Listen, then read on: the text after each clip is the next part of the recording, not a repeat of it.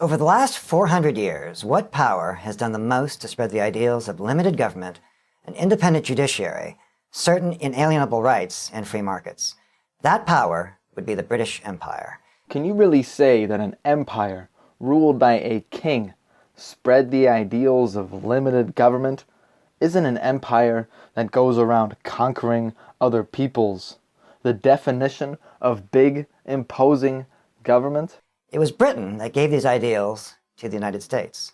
It was the British Empire, the largest empire the world has ever known, which made these ideals global aspirations. We have to be clear. The British didn't give these ideas to anyone. Even though the ideas of inalienable rights and an independent judiciary are good, they were still forced upon the colonies with a gun to the head. So it wasn't a noble or virtuous cause. And PragerU is already painting this picture as though the British, they became an empire to spread these superior ideals. It had nothing to do with power, wealth, and resources. No, of course not. And so they are justifying this British Empire now to justify the American current foreign policy, which of course is not based on wealth, power, and resources. Oh no, it's based on spreading freedom and democracy and our superior ideals. It was the British Empire, along with America, that defended these ideals in two colossal world wars. The British fought the Germans, not over ideals, but rather over survival. Survival of the mainland and survival of the British Empire. If this war had been fought by the British for these ideals, they would have never allied themselves with Stalin and the Soviets. Freedom was an Englishman's right, and wherever he went, he took that right with him, whether he was an English colonist in America, governing himself through a locally elected assembly. They've already done their fair share of whitewashing, PragerU, but now the true lying begins. So although each colony had an assembly that was elected by the people, and therefore kind of represented their interests, the political power of each colony's governor trumped all others. The role of the governor was extremely important in colonial government. He was the representative of the king. The 13 colonies were governed and ruled by England and its monarchs. In order to rule the colonies from a long distance, a governor was appointed by the monarch. The role of the governor was extremely powerful. He was in charge of colonial government, which meant he had to fulfill various political duties. To help him in his role, he had the authority to appoint various government officials. And here's very clear, which disproves what this guy just said. He had the power to convene or dissolve the legislature. He also had the power to veto any of its laws. He had power and command of the militia, so was able to enforce colonial government policies. So as you can see, the English colonist in America, unless he was the governor, didn't govern himself. The average Englishman residing in one of these colonies had absolutely no voice in the authoritarian empire that ruled over him and his every move. Or an English adventurer like Sir Stamford Raffles, creating the free market city-state of Singapore. Or an English officer like T.E. Lawrence, leading Arab tribesmen against the Turks.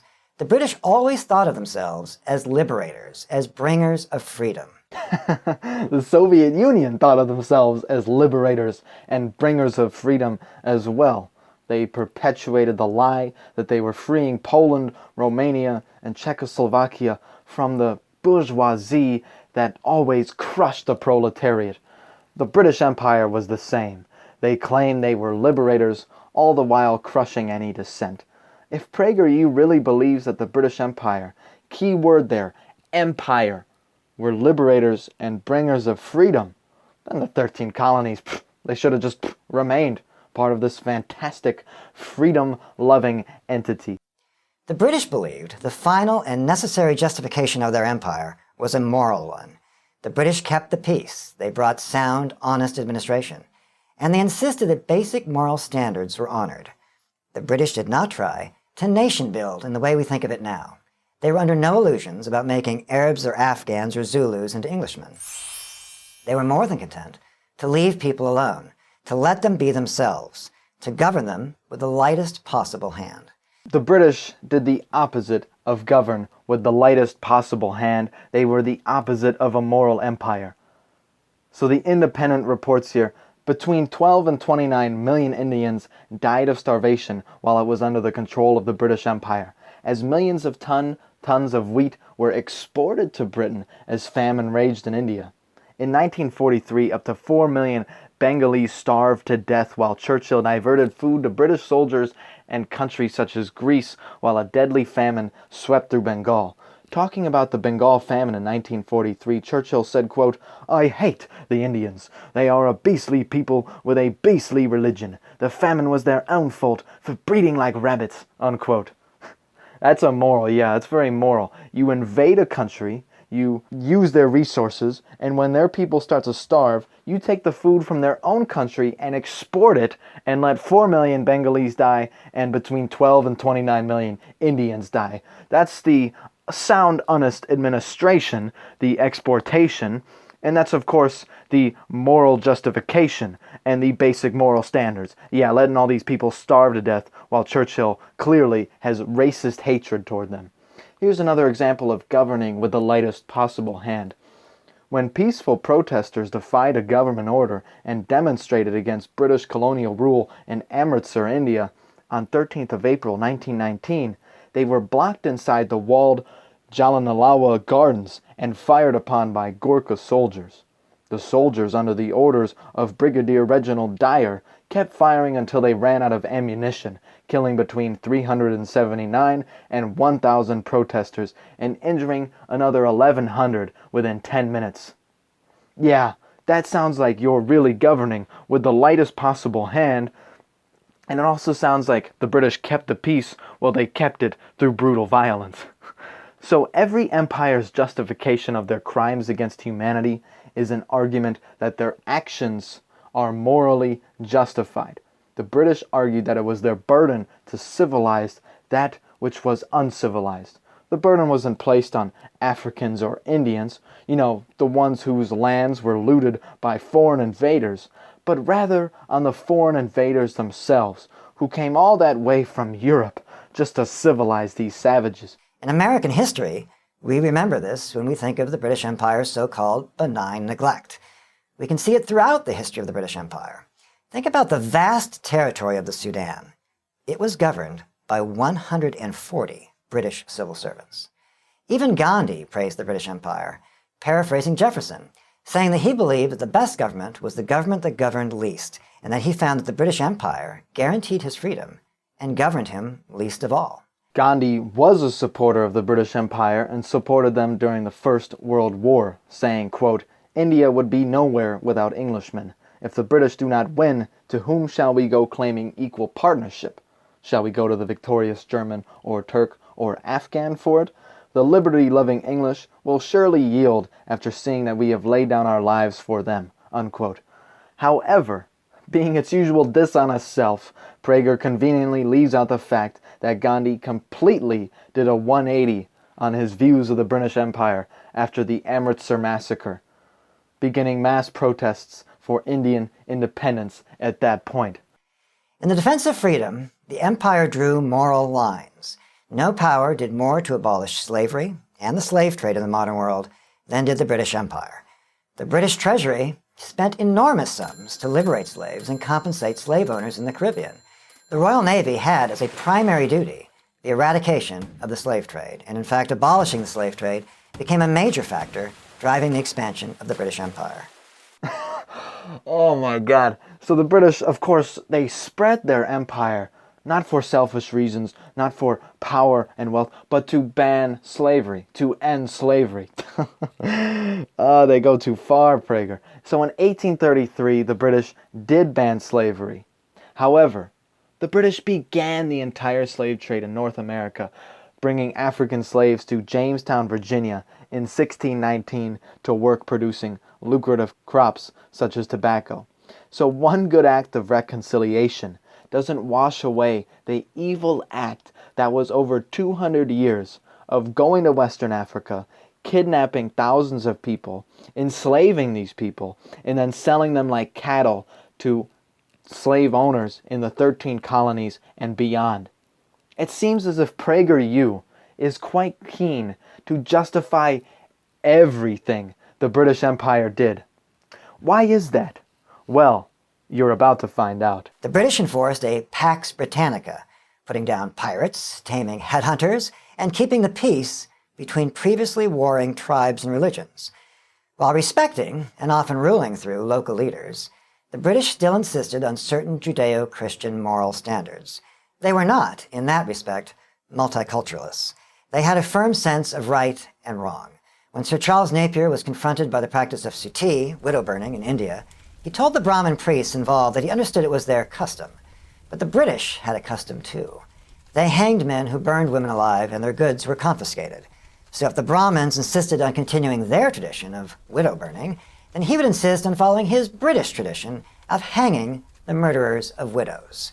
Widow burning in India soon ceased. Well, of course, it came down to Judeo-Christian values. That's why Prager wants to justify everything the British Empire did. And here we go again with, oh, the British were burdened by the fact that they had to spread their superior culture and civilize these widow-burning barbarians. Pax Britannica was essentially Britain acting as the world police force while they were the global hegemonic power. And of course their Judeo-Christian values drove them to commit this noble act of keeping the peace. It wasn't, exploitation of the colonies' resources and wealth, but their Judeo-Christian values. And you can see why PragerU defends the British Empire now, right? It's to justify the actions of the current world hegemon, the current world police, who of course aren't driven by selfish gain, resources, and power, but rather they're driven by their Judeo-Christian values. But we don't have to dig far into history, into the abolition of slavery and widow burning, to find the British Empire on the side of moral right and freedom. We can think of events within our own lifetimes or those of our parents and grandparents. When we think of the two deadliest threats to freedom in the 20th century, we generally think of communism and Nazism. But how many remember that in 1940, after the Hitler-Stalin Pact and after the fall of France, one power, the British Empire, stood alone in mortal combat against the combined tyrannies of the world? Of course, Britain fought heroically in World War II. The Battle of Britain, that great air battle between the Luftwaffe and the Royal Air Force, is one of the most incredible stories you will ever hear. But that doesn't excuse the crimes of the British Empire. And just because the British Empire wasn't as bad as the Nazis and the Soviets doesn't justify all of their actions. They were a much lesser evil, and it's not hard to be a lesser evil than the Nazis and the Soviets. Even where the British have merited criticism, as in Ireland, there is more to the Imperial story. Just Ireland? Are you kidding me? What a ridiculous statement to make. What about the between 12 and 29 million Indians that starved? Does that merit criticism? What about the 4 million Bengalis that starved while the British continued to export food from their country? Does that merit criticism? What about the Amritsar massacre? Does that merit criticism?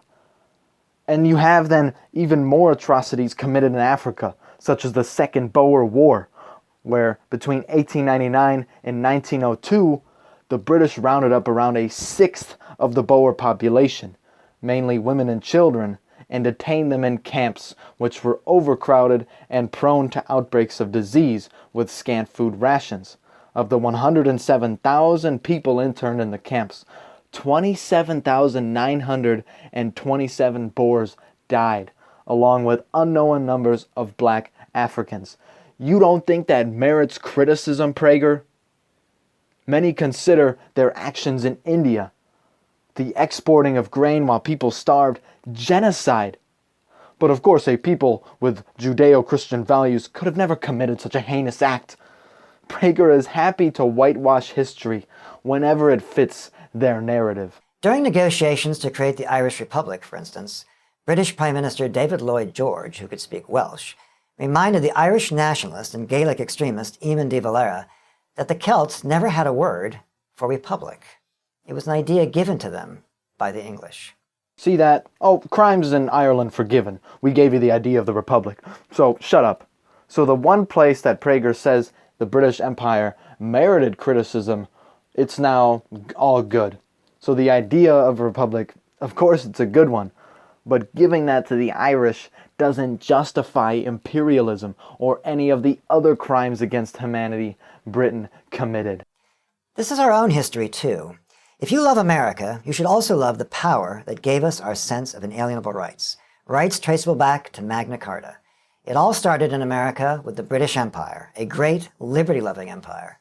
It is the empire's legacy, the English-speaking world, that remains the great global guardian of freedom today. The British did have incredible ideas, and our founding fathers obtained many of their own great, fantastic ideas by being raised in the British system. We wouldn't be the country we are if we had been a colony of the Spanish or the French. The ideas of a democratic republic, yes, those ideas were given to us by the British, but they still have to be held accountable for their crimes. You cannot whitewash history and pretend that the only place the British merit criticism is in Ireland. They merit criticism everywhere where they invaded and brutally enforced their way of life on people. And if the empire really was a great liberty-loving empire, then the founding fathers and hundreds of thousands of patriots wouldn't have been willing to die to gain independence from the British. For all the good the British did, in many ways it is marred by the evil and the atrocities they committed in Africa and India. And it's propaganda like this PragerU video that justifies the idea of brutally enforcing your way of life on others for the sake of spreading freedom and democracy and keeping